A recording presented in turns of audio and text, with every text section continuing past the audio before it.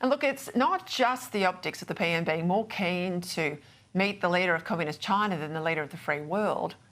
What's Anthony Albanese doing leading a business delegation to China to increase our economic exposure to our great strategic competitor when what we actually need is to diversify it, to get some of our eggs out of the China basket, not add more to it, given Beijing's increasing aggression? It's partly why Tony Abbott was so insistent during his China free trade negotiations that we also include free trade deals with South Korea and Japan and India too, all done at the same time to spread the risk of exposure to one dominant market. Remember, China has only just lifted the last of its trade boycotts against Australia, all because we had the temerity to ask for an independent investigation into the Wuhan virus. Now, for China, trade is politics by other means. Trade's something they can turn on and off like a tap to secure strategic objectives. But it's not just the folly of making Australia more economically vulnerable to China, it's the folly of turning trade into a climate crusade that's got me worried tonight. I mean, listening to the Prime Minister today, trade is just another element in Labor's climate policy.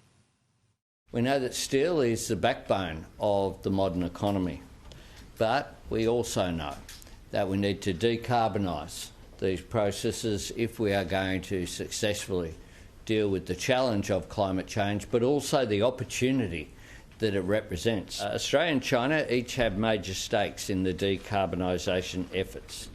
This is important not just for our two countries, but because of the impact of decarbonisation that it will have as part of addressing climate change.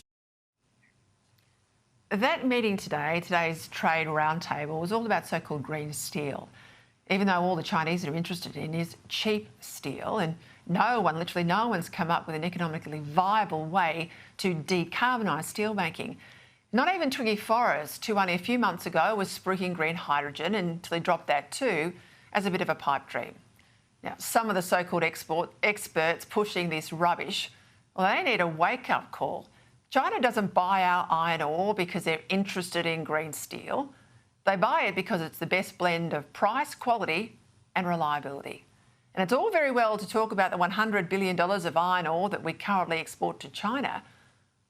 But what about the $50 billion worth of coal and gas, Prime Minister, that we also export to China? I mean, aren't they just as important to the China relationship, and aren't continued exports of coal and gas also vital to our prosperity?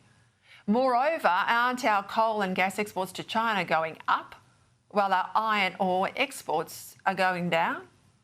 You wouldn't know it from listening to the Prime Minister today, who seems to think that the Chinese leadership shares his emissions obsession, even though China has never, ever committed to net zero by 2050 and is opening 2 new coal-fired power stations every single week.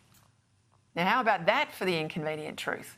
So not only is Anthony Albanese missing the point on national security, he's also missing it on economic security as well.